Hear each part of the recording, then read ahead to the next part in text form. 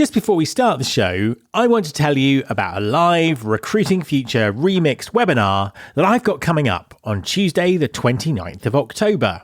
As recruiting processes have become more complex, TA operations has become a crucial part of successful TA teams. With the rapid advance of AI, the landscape is set to shift dramatically. From automation to predictive analytics, AI is poised to redefine how we attract, assess, and onboard talent. I'll be hosting an absolutely stellar panel featuring Manjuri Sinha, VP of Talent Success and DE&I at OLX, Michelle Yoshihara, Senior Manager Talent Planning at Greenhouse, and Kevin Wheeler, founder of the Future of Talent Institute. The panel are going to provide insights into the challenges and opportunities that lie ahead, preparing you for the future of TA operations in an AI-driven world. You can register to watch live or get a copy of the replay by going to mattalder.me/webinar. That's mattalder.me/webinar. Support for this podcast comes from Smart Recruiters. Smart Recruiters is your all-in-one platform for faster, smarter hiring, making recruiting easy and effortless. Smart Recruiters are making some big changes, revamping their user experience, adding AI features, and refreshing the UI. I know from experience that they truly are a company that really values the recruiter and the practitioner. They understand the intricacies of the recruiting business, and this has always been reflected in their functionality and customer support. So, it's exciting to hear that they're making a bunch of updates. If you're ready to be part of the future of talent acquisition, head over to smartrecruiters.com and find out what they're up to. Trust me, your team and your future hires will thank you. There's been more of scientific discovery, more of technical advancement and material progress in your lifetime and mine than in all the ages of history.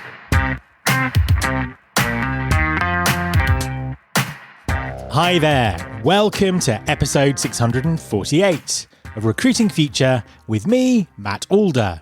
Over the last few weeks, many established software vendors have launched AI-augmented products, helping us move past the hype and get a much more hands-on view of what AI means for talent acquisition. There is still a massive amount of unknowns, but it is evident that AI is the chief catalyst in what is now an unstoppable transformation of TA and the broader talent function. AI and automation fundamentally alter the speed and scale at which TA can operate, constantly pushing the boundaries of what's possible. So what does this mean for TA leaders and practitioners right now? How prepared are organisations for this level of transformation? And how can TA raise its game to drive more value for the organisation?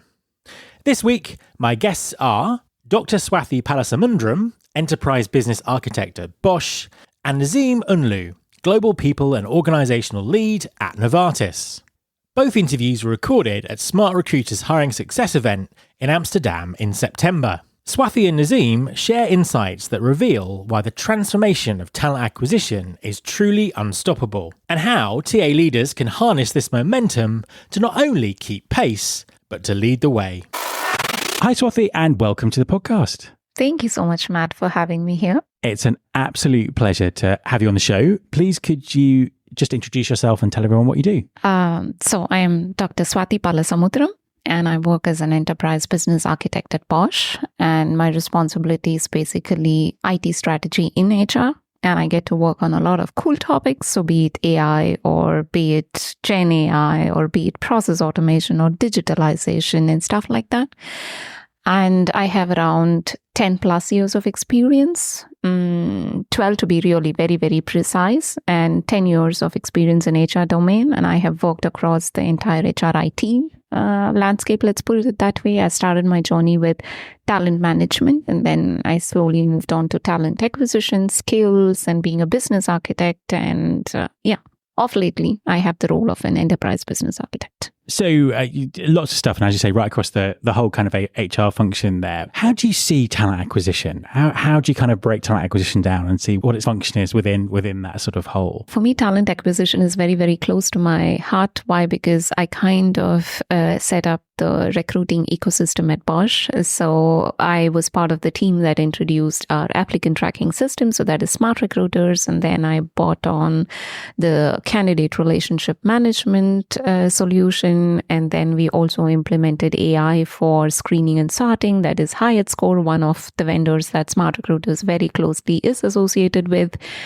So I am within my hire to retire journey. I have a very soft spot for talent acquisition, but I guess keeping my personal bias aside, what's very interesting is you need to have the right kind of people in the organization to be able to take the organization forward. And for that, I'm very much aware of the discussions that we are having in regards to process automation or AI or how it could be a game changer. But at the same time, there is some kind of human element that is involved. You cannot replace all of the jobs by AI.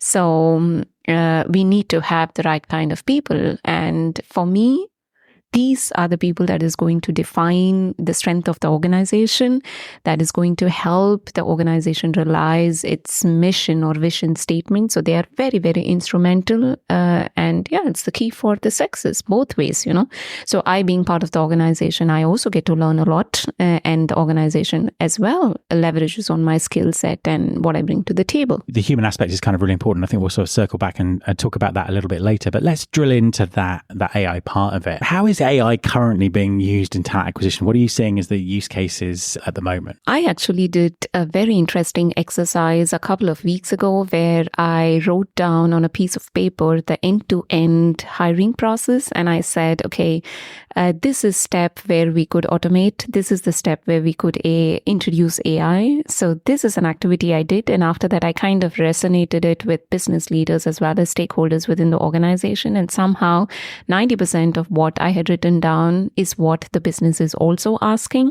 So we can start with screening as well as sorting, depending on the volume of candidates that you're kind of processing. So organizations as well as recruiters will be very, very happy to leverage on an AI solution to be able to sort that entire bunch of candidates that they get. And once the algorithm is able to tell this is your top 5 or top 6, then comes the human element of wanting to interact with the person and trying to fit if this person matches what we are looking at from an organization perspective. Yeah. So I guess we are not yet there within the talent acquisition space where we can leverage on large language models for you to mimic a human screening. And then probably once we start working in this area, it would be very interesting to compare the results of how a Gen AI is kind of screening a profile versus how I as a recruiter would do it. And then that's a different discussion altogether. But since we are not there, so I would say at least at the first step, it's very interesting to let AI do it. And then comes the human element of me wanting to talk to the candidate and trying to understand if he's a better fit or not. In your presentation earlier, you were distinguishing between automation and AI because, and you weren't the only person who pointed out this morning, that particularly in this sector, they tend to just kind of mold into one, and people talk about automation very often with technologies that have been around for 5 or 10 years. But tell us more about your sort of perspective on that. There are a lot of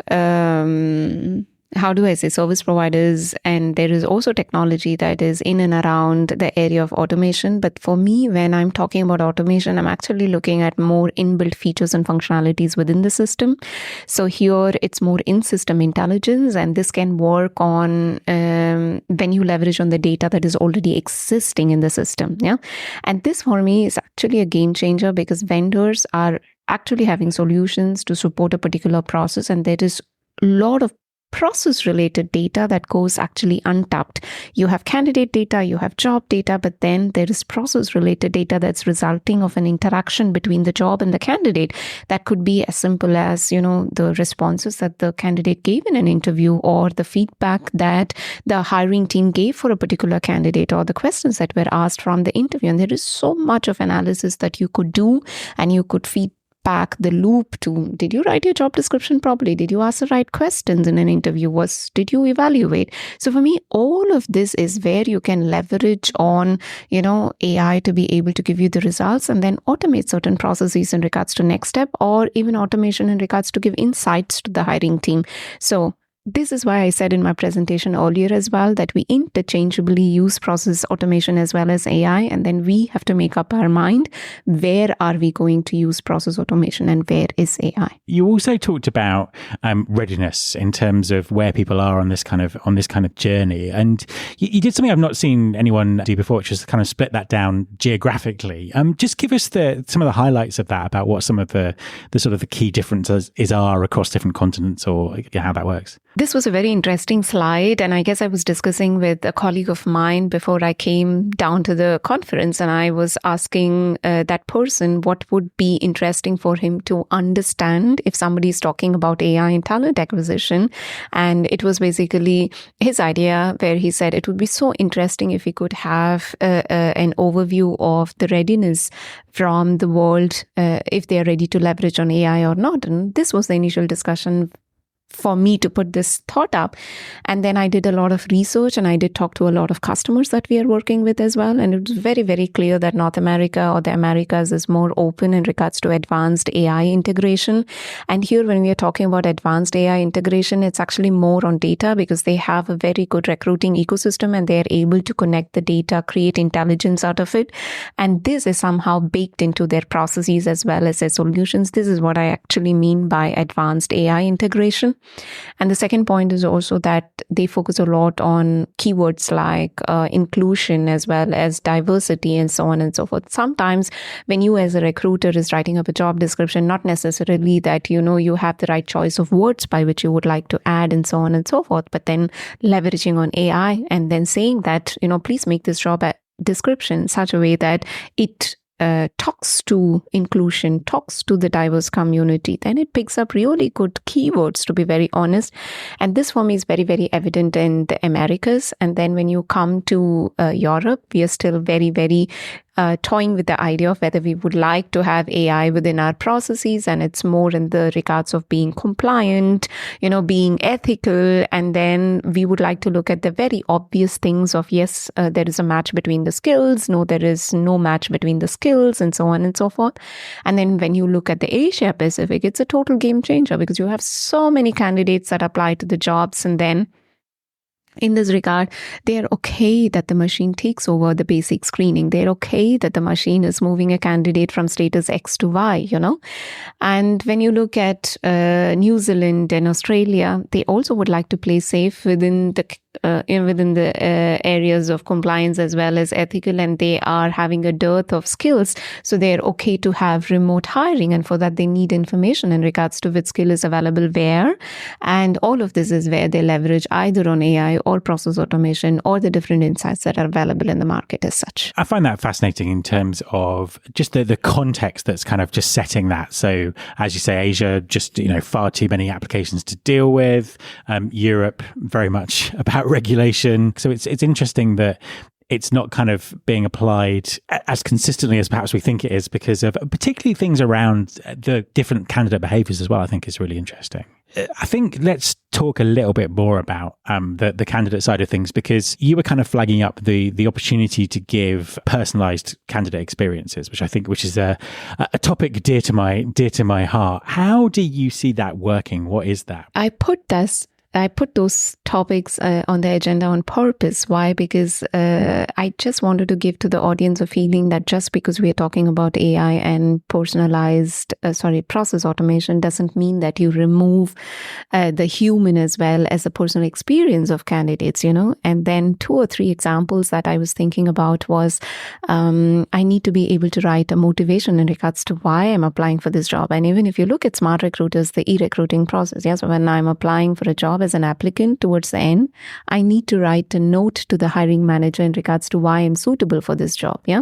So this was one interesting idea, that when I was going through end to end the process, I was like, oh, how cool it would be that I as a candidate, can get a proposal.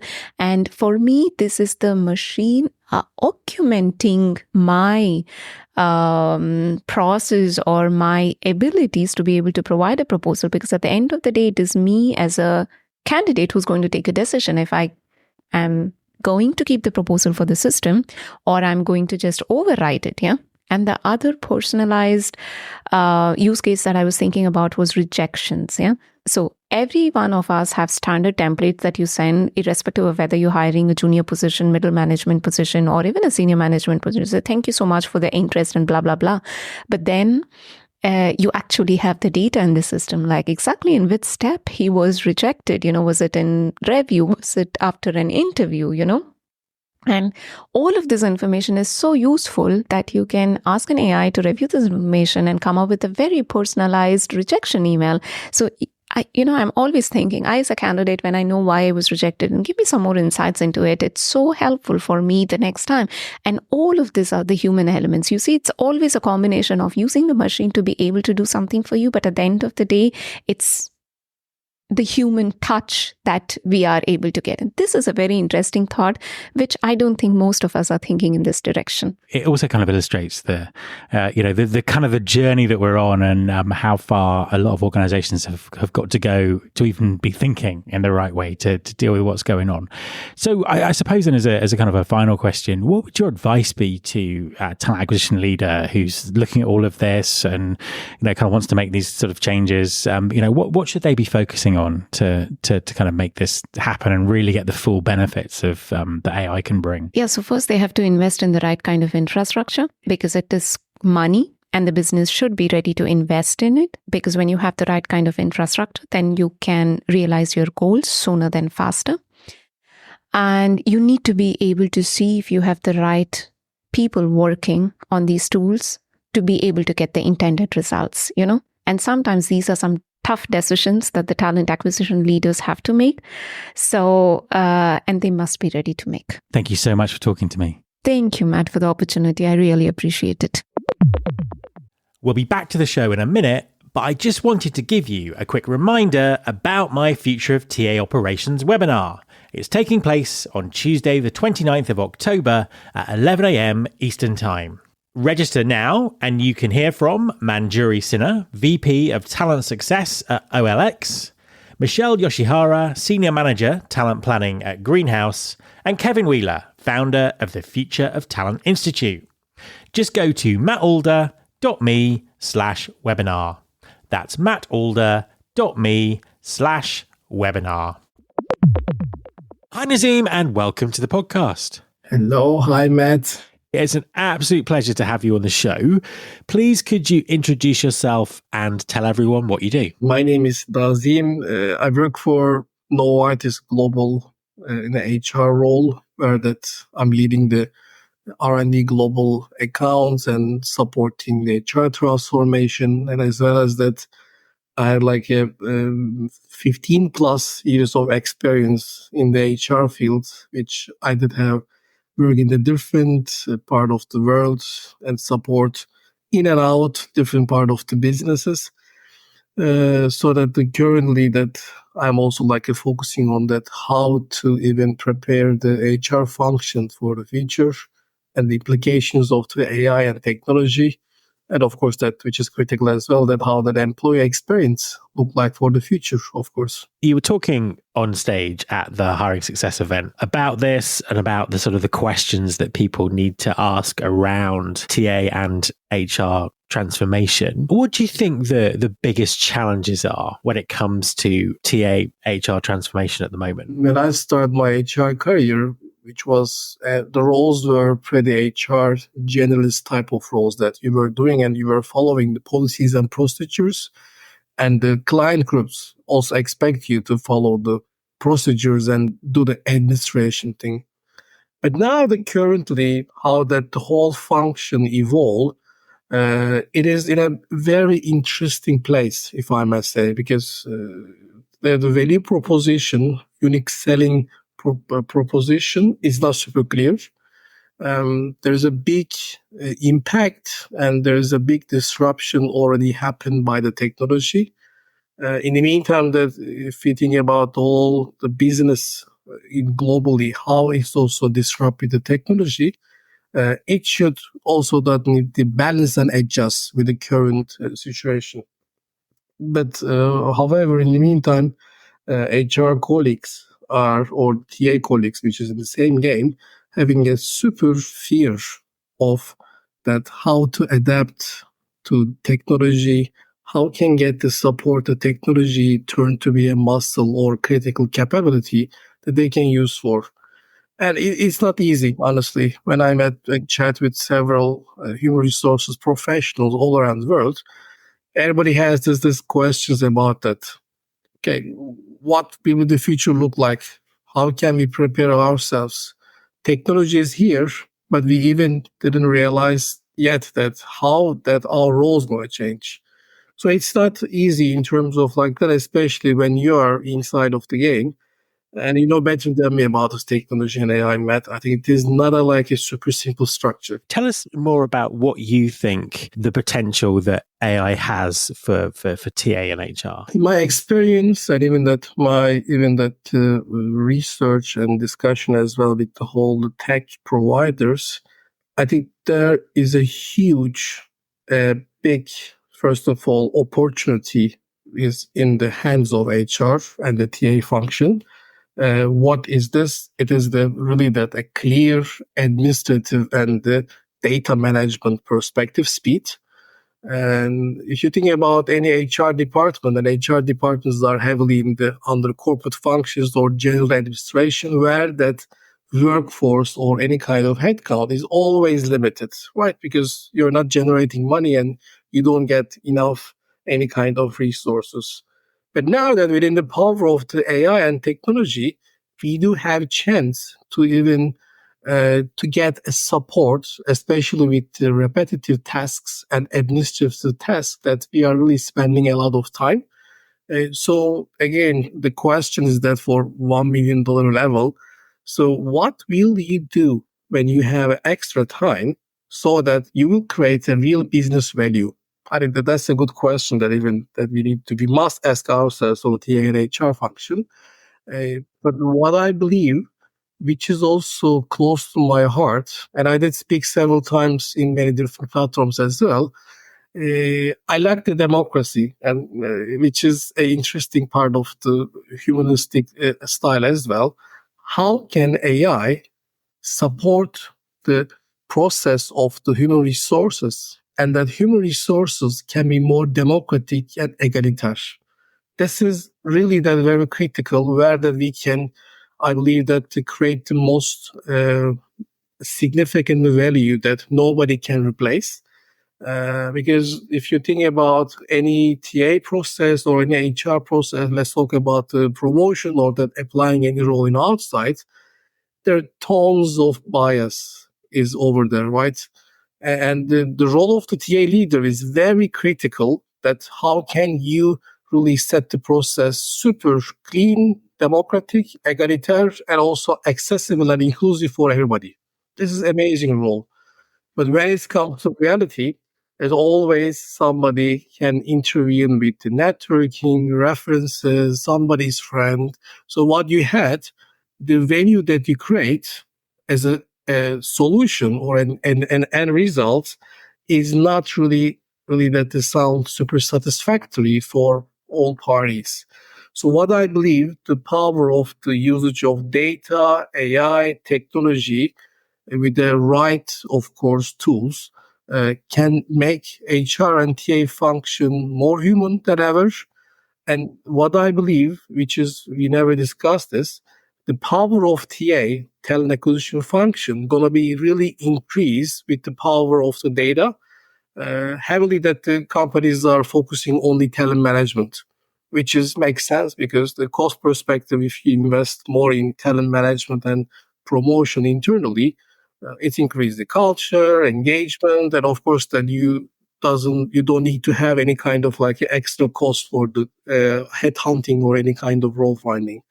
But what is missing, the real market data and the value proposition of the real candidate can find a way even that they before joining the company, which is again any strategic future part of OTA, in my view, going to be expand by the power of data, which is connect with the skills. Because if you think about the skills management, we are discussing about the future skills, but the skills are changing super rapid and very high in demand. So you never even that being sure that what skills needed during even that you start the one talent acquisition process in 3 months, it's changing as well. It's very, very hard. So in this context, how can you create a robust, strong bridge between TA, which is very good with the external focus, can feed the internal talent management by hiring the right fit candidate, which can be, again, this T-shaped profiles, right? Which is like interesting discussion, so that the TA value creates a strong, robust, a good efficiency in the whole human resources function. I do believe that you're going to need to be focused more on the TA, and hopefully that the TA leaders, TA professionals has now more strategic time for themselves, and they use their real power, which is empathy, intuition, and finding the right people for the right roles. I'm very optimistic and I'm very positive about that. And I'm thinking about as well that how can we will be even more disruptive on the TA part so that it can change the value proposition. Unfortunately, it is a bit like not the right value that even that on the companies so far. And that's what I really loved about your presentation. It was that optimistic sense that actually AI gives the opportunity for TA to prove its value and to give it that visibility in the business and be really, really successful at delivering that kind of critical talent strategy role. So, 100%. It was great to hear people talking like that. As a kind of a final question, there were lots of sort of takeaways from your presentation and the interaction with the audience. What would be your sort of top takeaways? What's the best advice you can give to TA leaders right now who are sort of starting to go through what's going to be a very disruptive transformational process? For me, really that the critical part is that learning continuously is pretty critical for everybody, by the way, not only TA or HR or business. The speed of the transformation because of the technology is really unstoppable. So you can't have a chance to organize a slide deck and share with your clients that this is my change management strategy. You need to rapidly pivot in terms of like that what is needs to be, which is automatically coming in another discussion. I think Josh Person is saying this very clearly. HR TA needs to focus on that rather than the solutions. They need to focus on the problems to be solved in the business. Then there will be like a value proposition comes to be reality for the HR. So for that, learning continuously and asking the right questions is very critical. Data literacy. I'm sharing this every time. In HR, we are a bit like shy and have a fear when it comes to data. And in this context, with the data, AI, our role in TA and HR is really evolving a thing about a orchestrator, collaborator who can read the right data insights and create actionable results for the business. So for this, you need to not shy away to understand the HR analytics, people analytics. So please try to learn this. Other part is that more being really embracing the change, and of course that not forgetting about advocating for the people, right? During my presentation, I did ask questions, which is one question was like that: what aspects of your job do you believe that AI cannot replace? And that was a super clear moment that all the TA leaders, they got this super clearly. Empathy, human touch, emotions. This is the real TA and HR capabilities, really that the AI and tech cannot replace. So which means that we need to be more and more ever humanistic, human oriented for being that, even being the more creative. Yeah, these are like more takeaways. Again, as we discussed, I'm very optimistic. And I believe that if we have the right arguments in the right moment, technology will really support the whole TA and HR function positively. Nazim, thank you very much for talking to me. My thanks to Swathi and Nazim. You can follow this podcast on Apple Podcasts, on Spotify, or wherever you get your podcasts. You can search all the past episodes at recruitingfuture.com. On that site, you can also subscribe to our weekly newsletter, Recruiting Future Feast, and get the inside track about everything that's coming up on the show. Thanks very much for listening. I'll be back next time, and I hope you'll join me.